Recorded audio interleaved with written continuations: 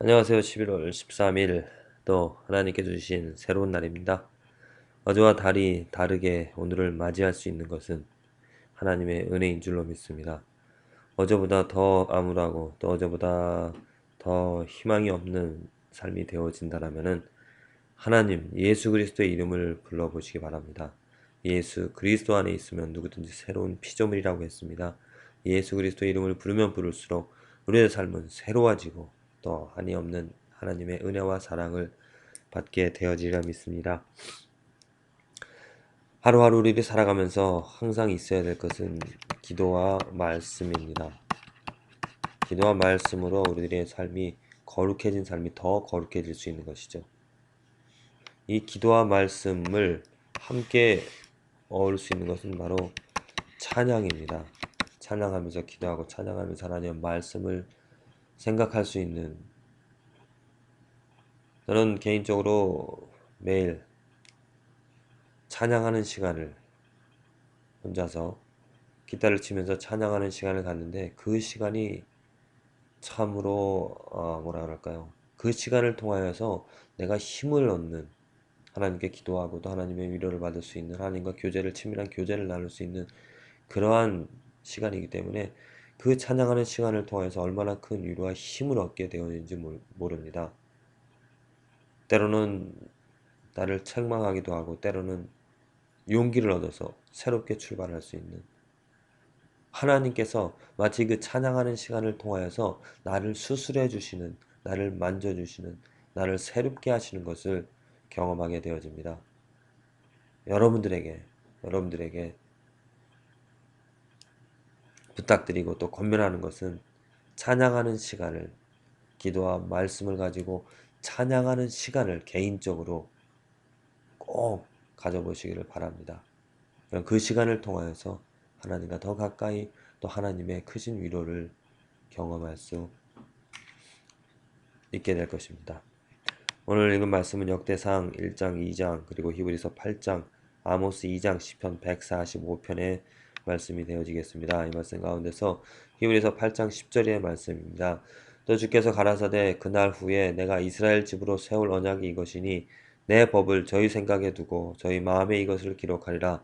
나는 저희에게 하나님이 되고 저희는 내게 백성이 되리라. 이것은 예레미야 선지자가 예언한 새 언약에 대한 말씀이죠. 근데 오늘 히브리서 기자가 그 말씀을 다시 한번 인용을 하고 있습니다. 하나님께서 새로운 언약을 세울 언약을 알려주고 있는 것이죠. 지금 히브리서 8장에서는 대제사장인 예수님께서 행하신 일들, 또 예수님을 통하여서 우리가 새 언약을 받게 된 것을 말하고 있습니다. 이 새 언약의 옛 언약과 다른 새 언약의 큰 차이점은 무엇이냐면, 옛 언약은 하나님께서 이스라엘 사람들에게 이것을 행하라고 말을 했습니다. 무엇을 행하라고. 그런데 이스라엘 사람들은 그것을 행하지를 못했죠. 행하지를 않았습니다. 거부했습니다. 불순종했습니다. 그래서 그들은 하나님의 처벌을 받게 되었습니다. 근데 이 새 언약은 온전히 하나님께서 주관을 하신다는 것입니다. 하나님이 내 법을 저희 생각에 두고 저희 마음에 이것을 기록하리라. 누가? 하나님께서, 하나님이 손수 직접 그 법을, 하나님의 생명의 법을 우리들 마음속에, 생각에 두고 마음속에 기록해 주신다는 것입니다. 그래서 하나님이 직접 우리에게 하나님이 되어지고 내게 백성이 되어주는, 하나님의 주권이, 하나님의 권위가, 하나님의 능력이 이 새 언약에 있다는 것입니다. 우리가 애를 쓰고 힘을 써서 그 언약을 지키려고 또 그 언약 가운데 들어가려고 우리들의 행위로 되어지는 것이 아니라 온전히 하나님의 능력으로만, 하나님의 행위로만 되어진다는 것이죠. 내가 하나님의 자녀, 새 언약을 받은 백성이라면 하나님께서 해 주셨기 때문입니다. 구원, 새 언약을 받는다는 것은 구원받는다는 것이죠. 이 구원은 절대로 인간의 노력으로 되어지지 않습니다. 하나님이 해 주셔야 되는 것입니다. 희한하게 정말 하나님의 은혜로 내가 이 구원을 경험한다는 것.